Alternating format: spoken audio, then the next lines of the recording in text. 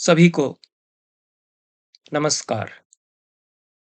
हिंदी और मैथिली की प्रख्यात कथाकार, नाटककार, बाल साहित्यकार श्रीमती उषा किरण खान का कल पटना में निधन हो गया। बहुत आघात इस खबर से लगा। उषा जी से पिछले 2-1 सालों से संपर्क व्यक्तिगत रूप से हुआ।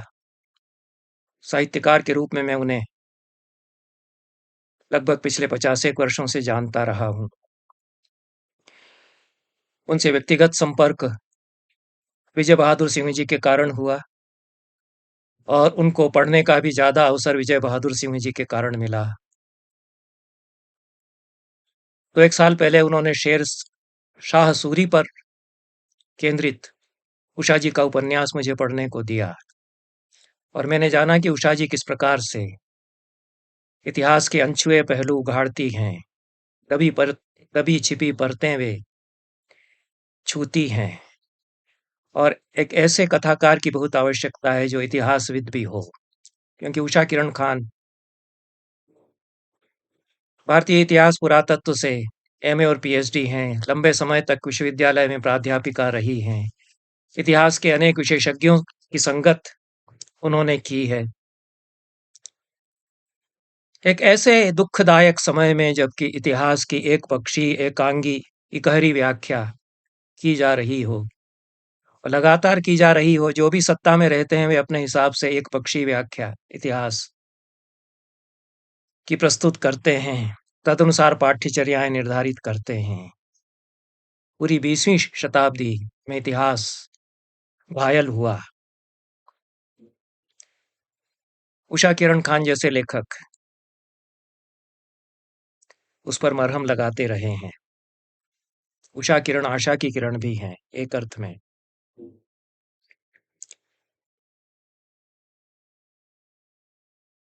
विश्वरंग अंतर्राष्ट्रीय साहित्य महोत्सव का आयोजन हुआ, उसमें उनको आना था।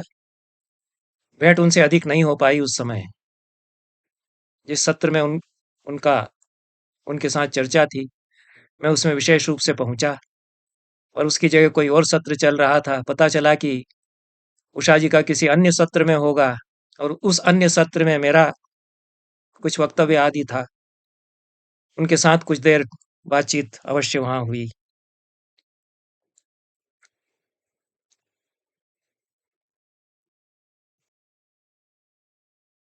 24 दिसंबर के दिन सुप्रभात की बहुत बड़ी खूबसूरत सी छवि या इमोजी बना करके उसके नीचे सुबह 4:42 पर उषा जी ने लिखा कि आपसे रूबरू बैठकर बातें करने का मन करता है, श्रीमान यह कैसे होगा।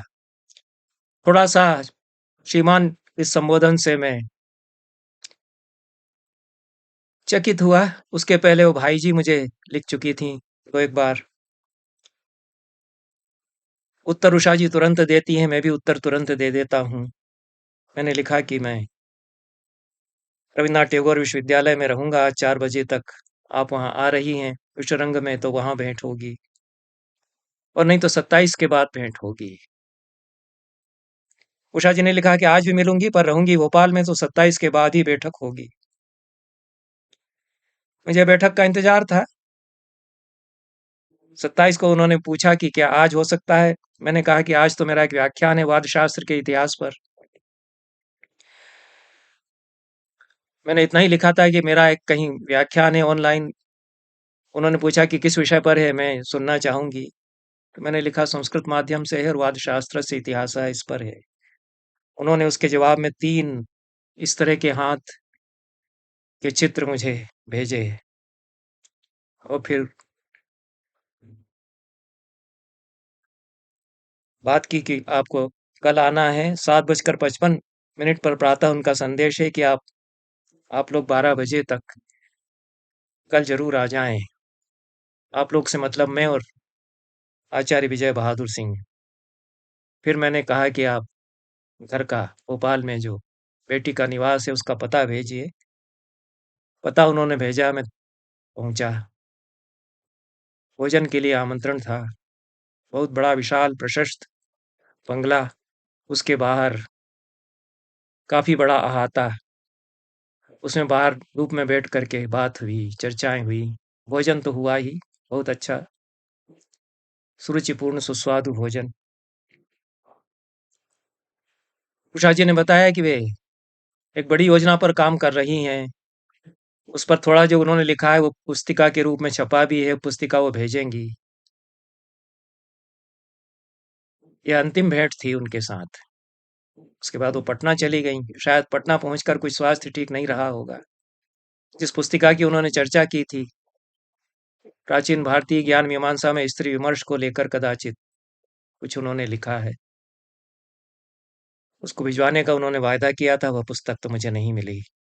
लेकिन उषा जी ने बहुत पहले स्वयं ही मुझसे संपर्क किया था और बहुत पुराना उनका जो संदेश है 12 जुलाई 2022 का, उसमें 2 शब्द हैं, आपकी फैन। मैं तो थोड़ा चकित हुआ कि ऐसा कैसे उन्होंने लिखा है। मैं तो जवाब में यह भी नहीं कह पाया कि मैं तो खुद ही कायल हूँ आपके कथा लेखन का। फिर उसके नीचे उन्होंने पूछा है कि आप अमेरिका से कब आ रहे हैं? मुझे ध्यान नहीं, शायद बातचीत हुई थी कि मैं अमेरिका में बेटी के पास रहूँगा और उनको कुछ बातचीत करना थी,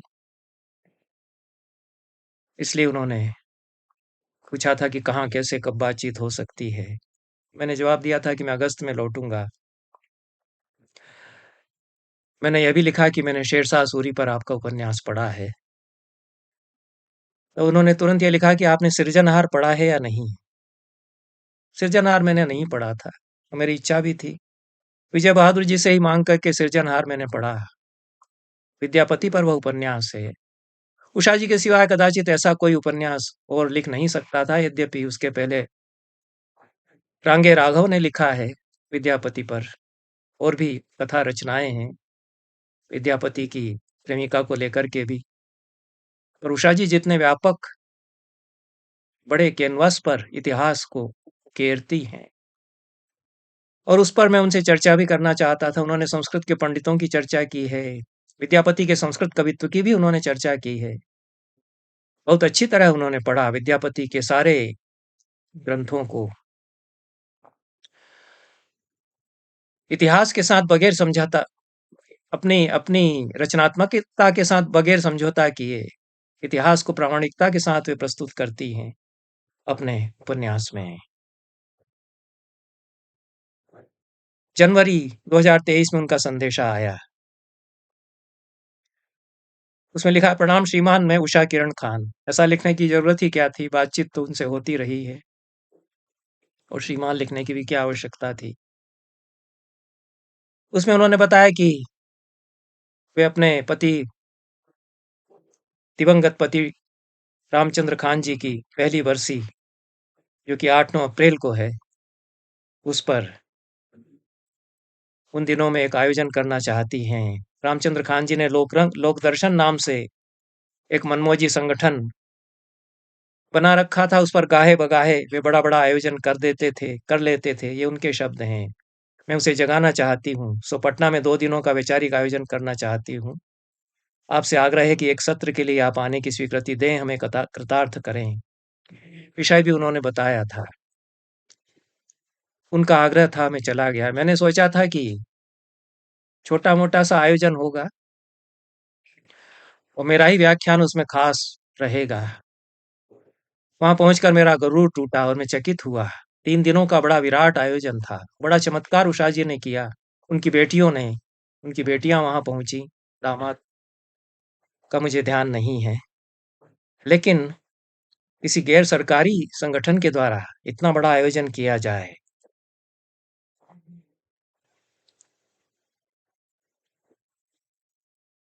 यह चकित कर देने वाली बात थी।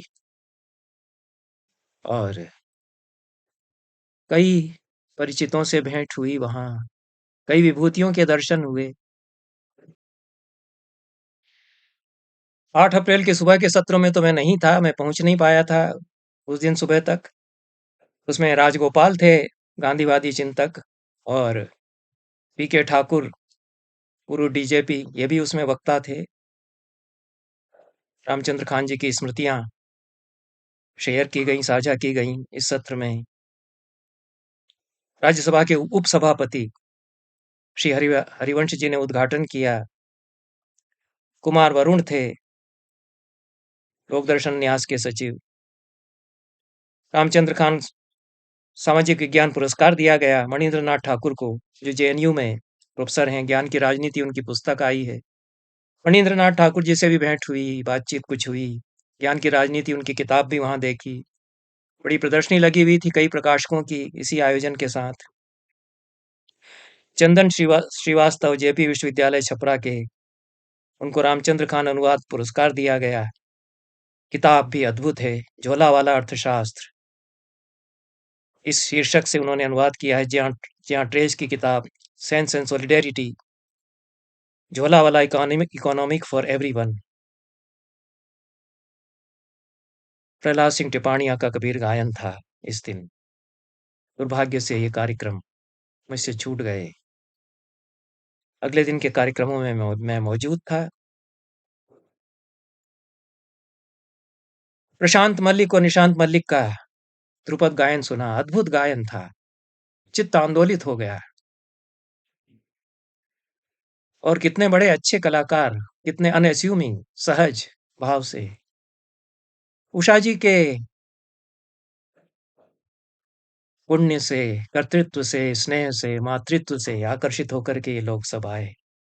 मनोज झा आए, हालांकि एकदम टिकट था और समस्या आ गई, अस्पताल में उनके परिजन को भर्ती तो उसी दिन कराना पड़ा। आते आते रुके, फिर ऑनलाइन उपस्थित हुए राज्यसभा के सदस्य। प्रोफेसर सरदार इमाम कादरी को सुनने का मौका मिला, अच्छे इतिहासकार हैं पाटलिपुत्र विश्वविद्यालय के। प्रोफेसर नवल किशोर चौधरी को सुनने का मौका मिला, जो अच्छे अर्थशास्त्री हैं और राजनीतिक विश्लेषक हैं। युवा राजनीति और आज का समय, इस विषय पर पूरी चर्चा थी। इसमें पीवी राजगोपाल, जो पूर्व उपाध्यक्ष गांधी शांति प्रतिष्ठान है, वो आए। कुमार वरुण पाटलिपुत्र विश्वविद्यालय के इसमें रहे ही। मेरा जो भाषण था भारतीय दर्शन की परंपरा और आधुनिकता पर, उसमें प्रोफेसर प्रेम कुमार मणि उनकी अध्यक्षता थी, जो बिहार विधान परिषद के पूर्व सदस्य रहे हैं। अद्भुत ही प्रदेश बिहार है। वहां अजीबोगरीब ही कुछ होता रहता है। आज भी कुछ वहां अजीबोगरीब हो रहा है। आज जबकि 12 फरवरी का दिन है, काफी उठापटक भरा दिन है पटना में। मैं कल्पना नहीं कर सकता था कि पूर्व विधानसभा अध्यक्ष, कोई राज्यसभा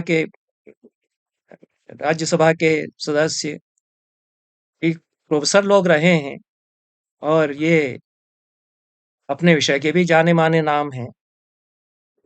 ये लोग आए उसमें। आरसी सिन्हा तो दर्शन के बड़े प्रोफेसर हैं, भारतीय दार्शनिक अनुसंधान परिषद के भी प्रोफेसर रहे हैं।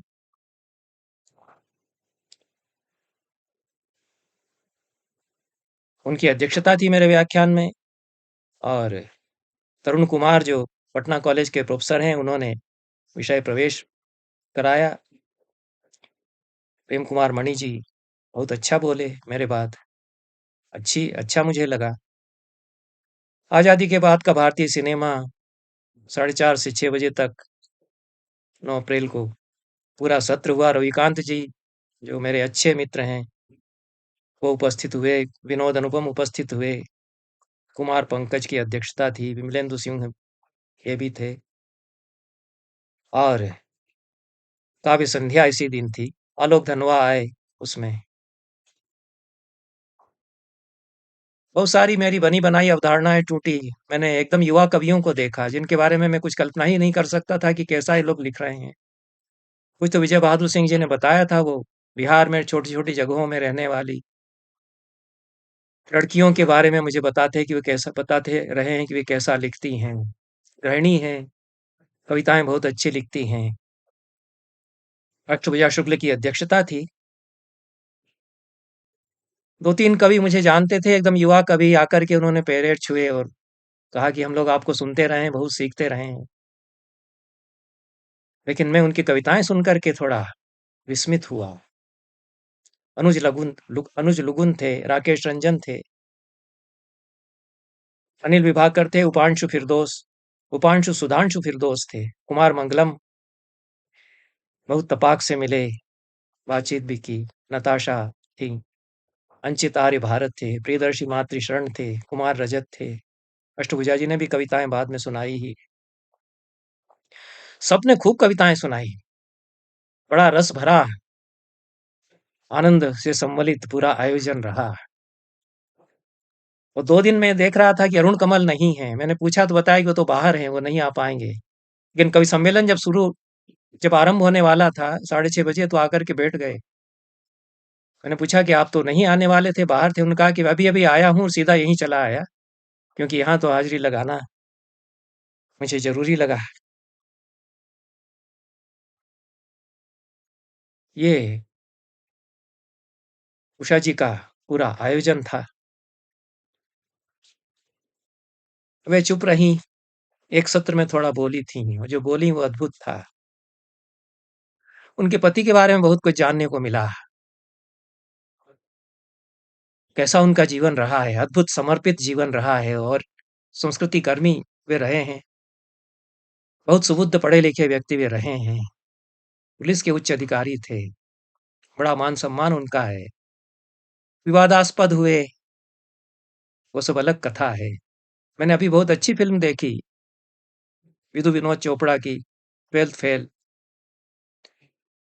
और उसको देखकर मुझे लगा कि ऐसी कुछ फिल्म तो रामचंद्र खान के जीवन पर बन सकती है। इस तरह से बेहतरीन फिल्म उसमें उन्होंने वो बनाई है।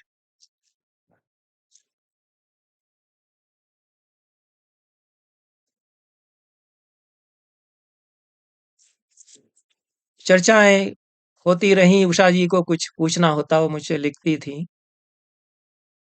ब्रह्मसूत्रकार, बादरायण, पुराणकार, महाभारतकार,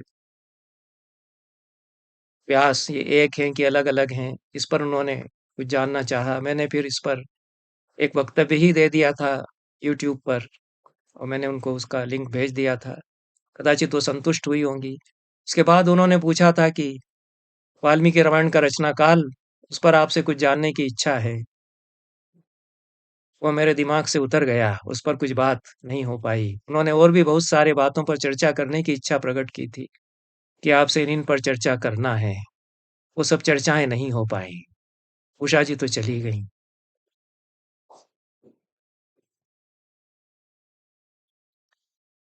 बहुत सारी योजनाएं अगले अगली पुस्तकों की अपने साथ वो ले गईं। लगातार वो लिख रही थी, उनसे आशा थी कि इतिहास की दबी छुपी आहटें और भी कुछ सुनने को मिलेंगी उनकी रचनाओं में। बिहार की, दरभंगा की, मिथिला की संस्कृति में वो रची बसी थी, मिथिला की बेटी थी। हिंदी और मैथिली में समान रूप से दक्षता के साथ उन्होंने उत्कृष्ट साहित्य की रचना की, दर्जनों उपन्यास और कहानियां लिखी।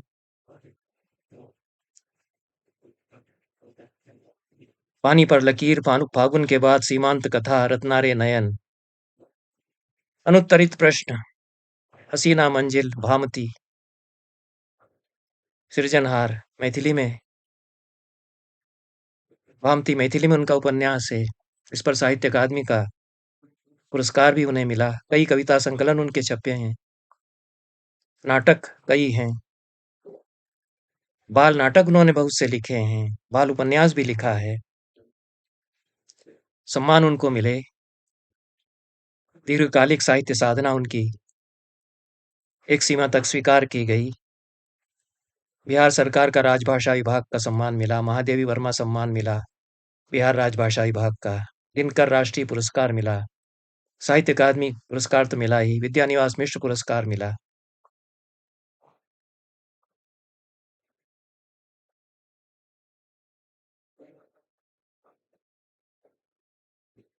सृजनहार उनका जो उपन्यास है, विद्यापति पर केंद्रित, उस पर भारतीय सांस्कृतिक संबंध परिषद का कुसुमांजलि साहित्य सम्मान उन्हें दिया गया, और यह पहला सम्मान था पहला पुष्पांजलि सम्मान था।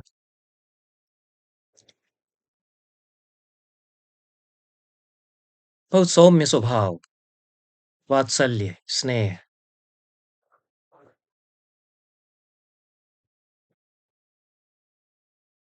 उससे वे सराबोर लगीं और मैं अपना सौभाग्य समझता हूँ कि बहुत ज़्यादा समय तक नहीं, कुछ समय उनका सानिध्य मुझे मिला और जो दोपहर उनके साथ गुज़ारी, लगभग 3-4 घंटे, वह तो हमेशा याद रहेगी ही। उनके साथ नागार्जुन की स्मृति हमेशा रहेगी। बाबा नागार्जुन का बड़ा स्नेह उन पर था, बेटी की तरह मानते थे, बहुत उनके घर आ कर के रुकते थे। वो तो यायावर थे। बाबा नागार्जुन से भी परिचय विजय बहादुर जी के कारण हुआ। सन 78-69 के आसपास उन्होंने लिखा कि बाबा आकर के रुके हुए हैं मेरे यहाँ, आप आ जाएँ तो थोड़ा आपसे मिलना चाहते हैं। मैं विदिशा गया उनके साथ, खूब बातचीत होती रही, उसके बाद भी मिलना होता रहा। मुझसे भी संपर्क वो करते रहे और विजय बहादुर सिंह, बाबा नागार्जुन, उषा जी, ये तीनों कड़ियाँ हैं एक-दूसरे से जुड़ी हुई और मुझसे कहीं उनके तार मिलते हैं। यह मेरी खुशनसीबी है। नमस्कार।